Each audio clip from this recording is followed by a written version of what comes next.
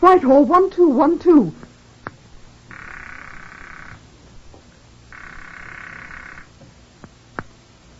This is Scotland Yard.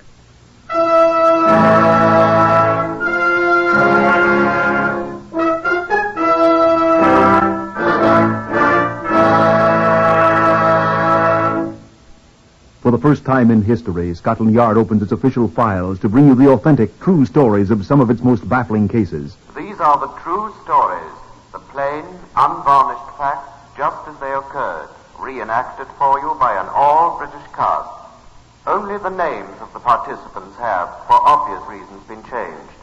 The stories are presented with the full cooperation of Scotland Yard. Research on Whitehall 1212 comes from Percy Hoskins, chief crime reporter of the London Daily Express. The stories for radio are written and directed by Willis Cooper.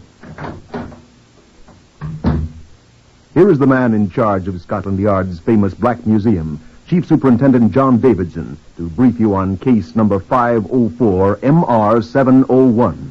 Good afternoon. All the exhibits I have charge of here at the Black Museum are not in themselves horrible or gruesome.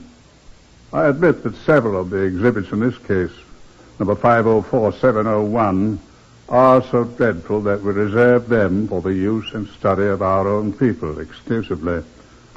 Policemen are notoriously a strong stomach lot. But this one that I brought with me is not such a one. Look at it. It's a woman's earring. The pair couldn't have cost a great deal. Handmade, I think, by some village jeweler in France many years ago.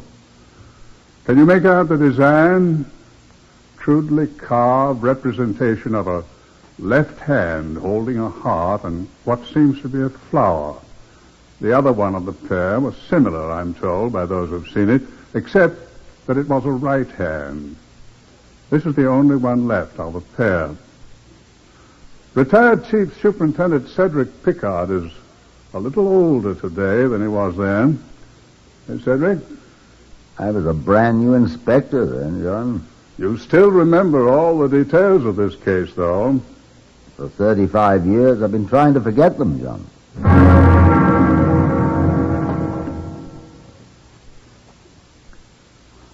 On the 31st of October, 1917, the Zeppelins raided London for the next to last time.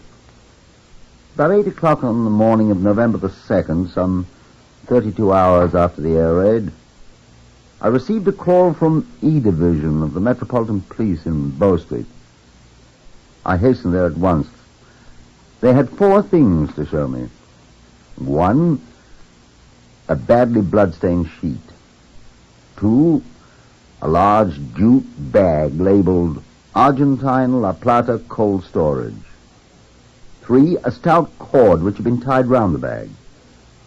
4, torn bit of pasteboard on which was scrawled in pencil the words, Bloody Belgium. Most curiously misspelled. There was a civilian there, too, a squatty man with a cast in his left eye, wearing a remarkably dirty cap. He stood up when I looked at him. I'm Sammy Elwood, sir. I found it. Them things, I mean. Oh, did you then? Roadman, I am, sir. I work at Regent Square in Bloomsbury. Where'd you find this? In the central garden in the square, sir, behind the railing. I seen it when I first come to work this morning, sir, but I wanted to have my breakfast first, sir. Good thing I did, too, and then I untied the bag when I come back. I run for a policeman right away, sir. Why'd you run for police? The bag, sir. There was a lady in it.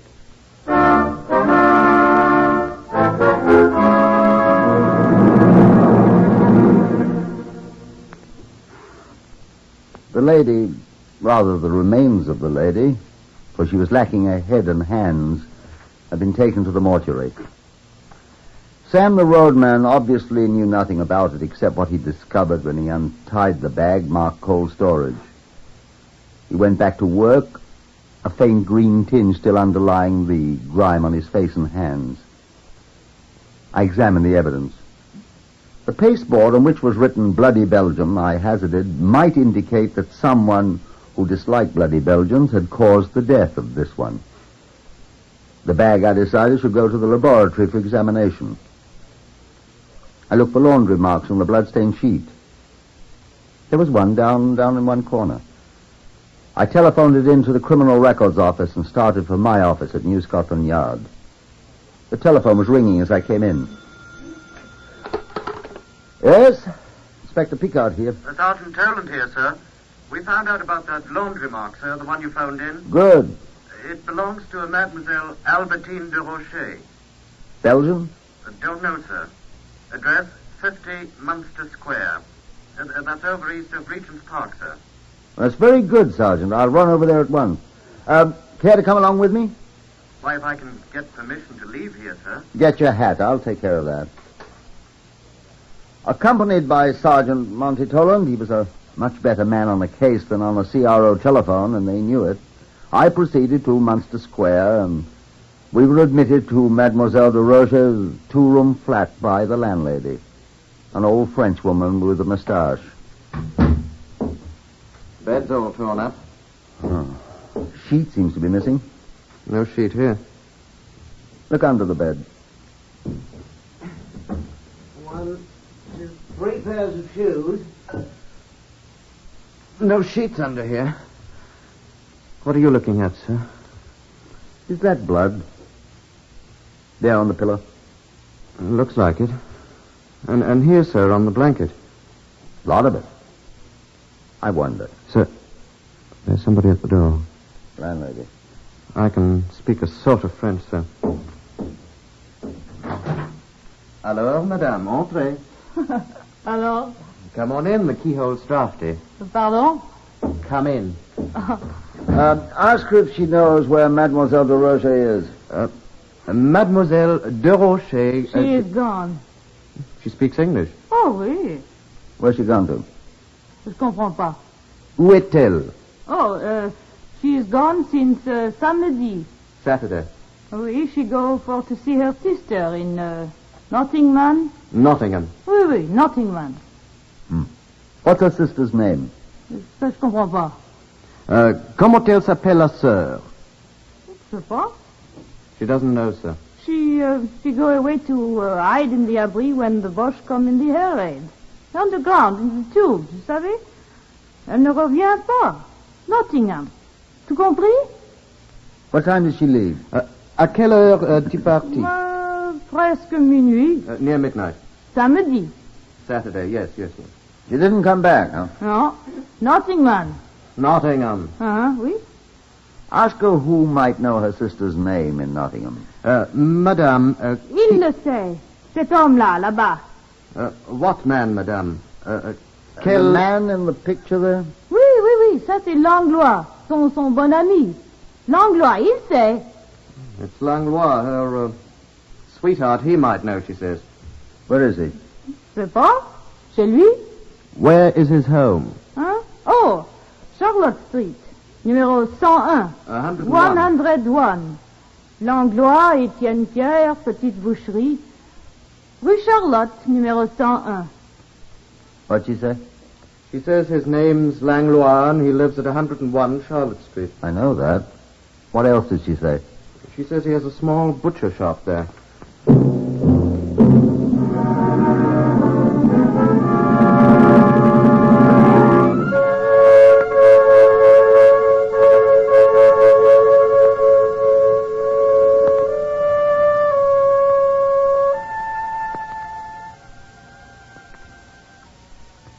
The butcher Langlois was not there in his combination living quarters and shop in the basement of 101 Charlotte Street when Toland and I arrived.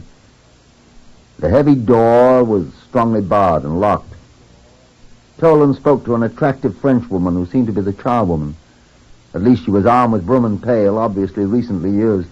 Pardon, mademoiselle, monsieur Langlois est-il ici? Non, monsieur, il est en train de livrer ses viandes. Je ne sais pas quand il sera de retour. Oh. Non, vous ne pouvez pas entrer. J'ai tout enfermé quand j'ai fini de nettoyer. Quelle saleté. C'est que Langlois a égorgé un veau samedi soir. Oh, le sang était tout partout. À présent, il fait ses ventes. Je regrette, mais je ne sais pas quand il sera de retour. What'd she say? She says he's gone. Oui, monsieur. Who's she? Je suis Françoise Grimard. Mademoiselle Françoise Grimard. C'est moi la fiancée d'Étienne Langlois. What'd she say? She's the sweetheart of Langlois, she says. How many sweethearts has this fellow got? Oh, I don't think we'd better ask her that, sir. Mais qu'est-ce que vous dites, voyons? What'd she say? She wants to know what we're talking about. Madam. Mademoiselle. You tell her, Colin. Dommage que je l'ai raté. Je vous remercie, mademoiselle. Come on, sir. Au revoir, mademoiselle. À la bonne heure, messieurs. Goodbye, madam. Mademoiselle. Oh, right. Wonder how much she knows about this affair. Said she was Langlois' sweetheart, didn't she? That isn't all she said, sir. I gathered that. Said Langlois had butchered a calf in there Saturday night. She did? That's why she had to clean up the place. I hope she didn't clean it up too well. Why, sir? I'd like a sample of that blood. I don't understand you, sir. I want to see if it's really animal blood, my boy.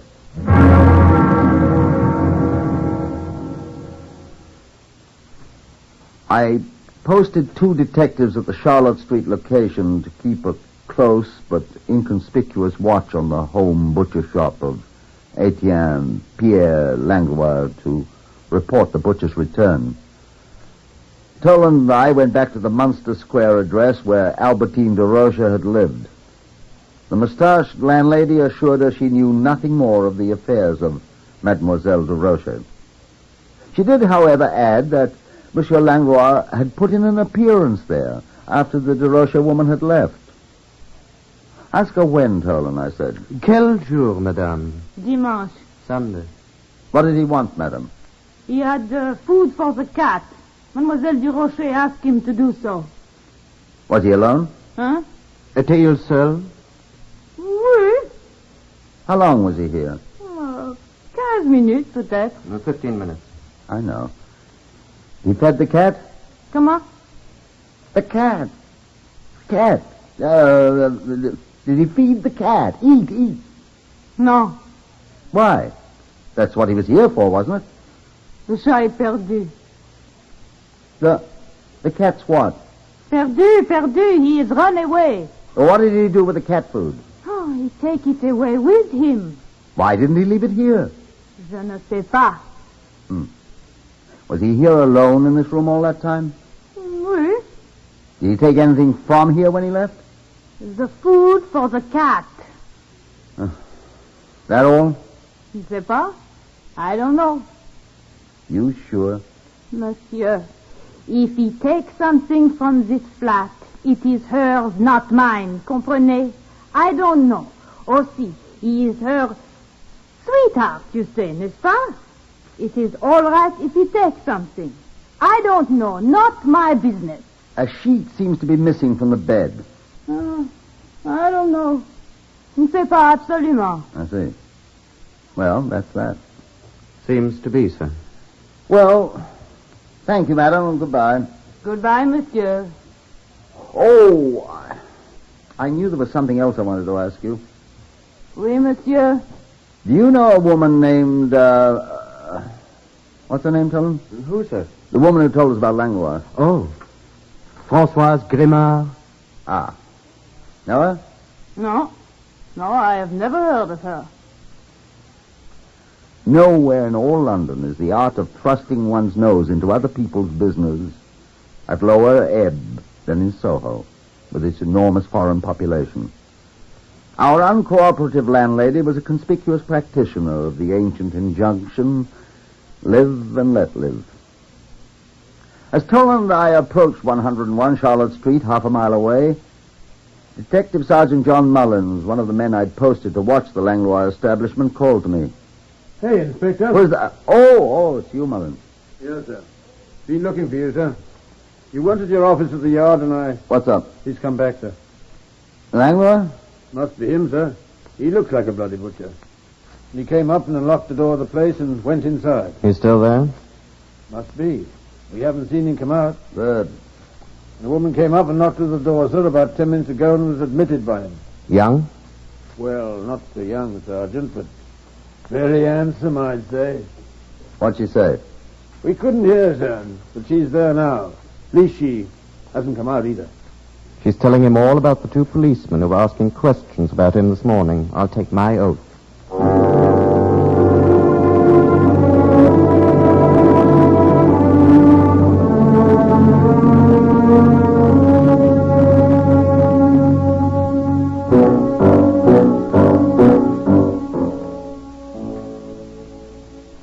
He was there. So was Mademoiselle Francoise Grimard. They had been sharing a bottle of villainous-looking vin rouge, the kind the French soldiers call Pinard. Pinard. That's right. It is said to dissolve the teeth if taken in quantity by an amateur. Neither Langlois nor Mademoiselle Grimard were amateurs, apparently. They looked at us a trifle owlishly, however. We gratefully declined a drink. Langlois swilled Pinard. What do you want, policeman? Prends garde, Etienne. What'd she say? Be careful what you say, sir. What? That's what she said, sir. Oh. What do you want? We'd like to ask you a few questions, Monsieur Langlois. Ask them. I do not guarantee to answer. Qu'est-ce que tu dis, Etienne? Je dis que je ne promets rien. Mademoiselle Grimard told us that she cleaned your place out. He did not clean it well enough, I'm afraid. Oh, fiche-moi le camp. It is so dirty, Françoise. Si au moins tu faisais plus attention quand tu égorges tes bêtes. What did she say? She says I should be more careful when I butcher. C'est vrai, Françoise. You do your butchering in here? Sometimes, monsieur. Mais écoute, Tais-toi, Françoise. This blood on the walls here, on the floor. It's animal blood, then. From the calf I slaughtered. Would you mind if I take a small sample of it? qu'est-ce qu'il dit? Il veut du sang. Pourquoi pas? Yeah, why not, monsieur? You will find it is calf's blood. N'est-ce pas, Françoise? Bien sûr. Oh, monsieur, take what you like. If you please, Dolan. Yes, sir. Just scrape some of those stains in. Here, take this envelope. Yes, sir. Label it. Thank you. Now, if you'll open the door and hand it to Mullins, ask him to hurry it back. You don't mind, Monsieur Langlois? I don't mind. Yes, sir. He's to take it to Sidney Belloc in the laboratory and have him tested at once to see if it is animal blood. It is, monsieur. Rush me a report here at once. I'll wait. Yes, sir. Thank you, Monsieur Langlois. Is that all you wish, monsieur? I should like to ask another question or two, if I may. Hello, monsieur? Prends garde, Etienne. Let me alone. Monsieur. Now, you are not required to answer this question, Monsieur Langlois. I know that. Ask it. You, knew Mademoiselle Albertine de Rocher, did you Albertine du not? Rocher, la vache, cette salope. Françoise. Oh, Albertine du Rocher, alors oui, la connaissez, moi aussi. Vas-y de taire. Elle qui voulait m'enlever Étienne, cette cochonne de la rue. Tu gifles, Françoise. Oh, elle ne reviendra plus ici, celle-là. Enfin, tais-toi. Oh, essaye. Elle reviendra plus jamais Enfin, ici. tais-toi. Ferme ta gueule. Eh oui, il la connaissait. Moi aussi. Tais-toi, Françoise. Elle nous tracassera plus jamais, celle-là. I take it the lady did know her. She certainly did, sir. What did she say? Well, Albertine du Rocher. Now, excuse me, monsieur.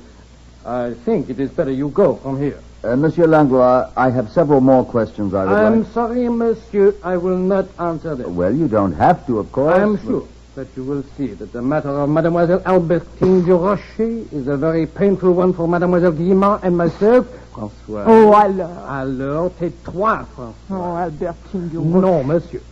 I have answered enough. I know the British law, too, monsieur.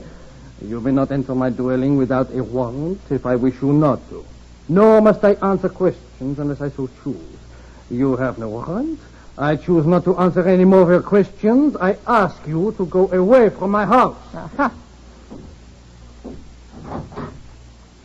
The door, monsieur. Oh, attends, espèce de crétin. A thwarted policeman is a sorry sight. We shambled down Charlotte Street in the general direction of Scotland Yard and the small measure of self-respect we'd attained in our retreat to its sheltering walls was quickly stripped from us by Sergeant Mullins, who met us on the stairway to my office. I was just starting out to find you, sir. Yes, Sergeant? That sample of blood you sent me back with, sir. Yes? The laboratory says it's animal blood, sir, not human at all. Toland and I went home. But a night of even troubled sleep helps. I found obtaining a search warrant not too difficult, and armed with it, Toland, Mullins, and I returned to Charlotte Street. Langlois greeted us with a tolerant smile, I think you'd call it, if you were a novelist. It was the blood of an animal, was it not, Inspector? Yes, it was, Monsieur Langlois. You see. I did not lie to you, n'est-ce pas? I have brought a search warrant. Is there any other room or building on these premises which you use for slaughtering? May as well tell me. We shall find it anyway. There is a small shed. Out this door, monsieur. But I have not used it for many months. Out this door, monsieur. Wait. Go ahead, Mullins. You know what you're looking for. Right, sir. Is there a basement here? It is used for storage. We'll have a look at it later. Toland. Yes, sir. Have a good look round the other rooms first, Toland. Yes, sir. Monsieur, I assure you... Oh, on the second floor, Toland. Just run round to Munster Square, will you? Is that not where the Mademoiselle de Rocher lives, Just monsieur? run round there, will you, and see what Tom Bennett's found out. Yes, sir. If his report isn't ready, wait for it. And come back here at once. Right, sir. May I ask, There's a pathologist over there with some portable laboratory equipment, monsieur. Mais je ne comprends pas. He's over there looking at some blood stains. Now, if you don't mind, I'll start in this room. Is this an abattoir too, monsieur? It is my kitchen. It was a most dingy kitchen. A most filthy kitchen. I inspected it carefully. Greasy saucepans, well-scrubbed butcher's knives, moldy pails of rubbish, stinking half-empty tins of decayed food, and under the ancient sink a pile of stained linen. The third item I picked up was a blood-stained towel. Animal blood, too, I asked Langlois. He didn't reply. And then something fell out of the folds of the towel onto the floor. I picked it up. What's this, I asked. It is an earring. It belongs to Françoise, to Mademoiselle Grimard. An earring, I said, and dropped it into my pocket. Just ask her about that. I will give it to her, monsieur. Thank you. I'll just ask her to identify it when she comes in. Where is she, by the way? Oh, is she? I don't know. We'll find her. Did you say this is animal blood on this towel, monsieur? From the calf which I slaughtered. Dear me, how did an earring ever get in here? She lost it. Saturday night? Whilst you were slaughtering the animal? Monsieur. Who's that? Me, sir. Sergeant Mullins. Oh, come in, Mullins. Did you find anything? These bags, sir. Jute bags. What's it say on them? You read it, Langlois. Argentine, La Plata, cold storage. I have dozens of them. Curious. The same kind of sack the body was in. Well, let's keep them, Mullins. Now, who's that? Oh, here you are, sir. Bennett says the stains are animal blood, sir. He's certain. I wonder how animal blood got in Mademoiselle de Roche's room. I wonder. Monsieur, I must speak to you. Eh? Very well. Toland, you and Mullins go down to the cellar and see what you can find. Got a torch? Yes, sir. So long. Now, monsieur. Wait, monsieur. There's nothing down there. Get along. Monsieur, I confess. Go on. I did not kill her. Oh? I went to feed the cat. I found her dead in her room. She had been attacked. Oh, Blood? I'm reliably informed that is animal blood, monsieur. I was frightened. The concierge, the landlady, she knew I was there. I might be accused of murder. It is possible. I brought the body back here. That blood out there in the kitchen, that is human blood. Her blood. I put her in the sack, but I did not kill her. I did not, I tell you. And in the night, I got my horse and trap, and I drove to Regent Square with the body, and... What did you do with the hand and the head? We found the head, sir. Oh, no! It's in a cask downstairs, sir, with a hand. Can't identify it, sir, but there's an earring in one ear. The other's been torn out. If we can find it... Who's that now? Come in. Good morning, Mademoiselle Grimard. Qu'est-ce qui se passe ici? Et vous? On vous a mis à la porte hier. Et tiens, réponds si veux-tu. Mademoiselle, do you recognize this earring? Oh, c'est à elle. C'est celui qui s'est accroché au torchon. What'd you say? She says it's the one that got caught in the towel, sir. Why, it's the same as the one down in the cellar, sir. On l'a trouvé. Ils ont découvert sa tête. She says they found it. They found the head. Albertine. Oh, c'est lui qui l'a tué. Arrêtez-le. C'est ça. She is the one. Oh, no, she murdered Albertine. My love, mon amour, mon père. Stop. Helen. So she'll understand it. Huh? Etienne Langlois, I arrest you on a charge of willful murder. François Grimard. I arrest you for the willful murder of Albertine de Rocha. I warn you that anything you say will be taken down in writing and may be used in evidence.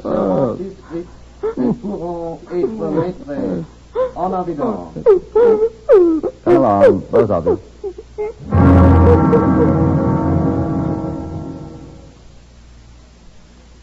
At the trial at Old Bailey, it was proved that Albertine de Rocha, instead of going to the air raid shelter when the alarm was given, had instead gone to the home of her lover, Langlois, who was entertaining Francoise Grimard.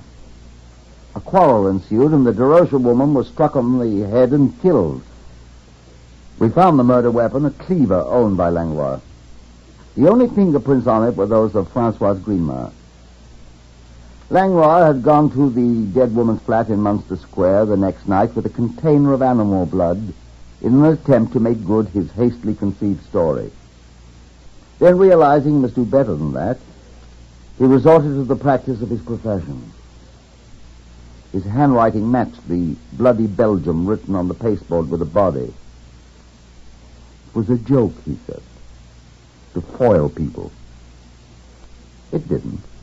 Etienne Langlois and Francoise Grimard were hanged at Wandsworth Prison in May 1918.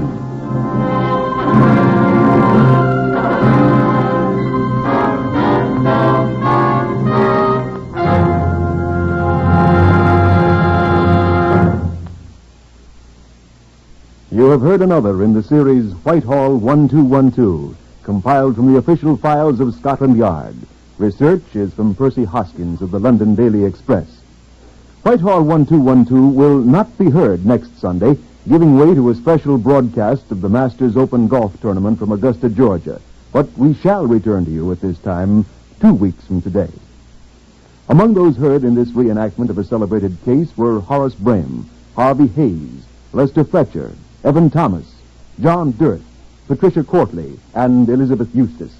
The stories for radio on Whitehall-1212 are written and directed by Willis Cooper.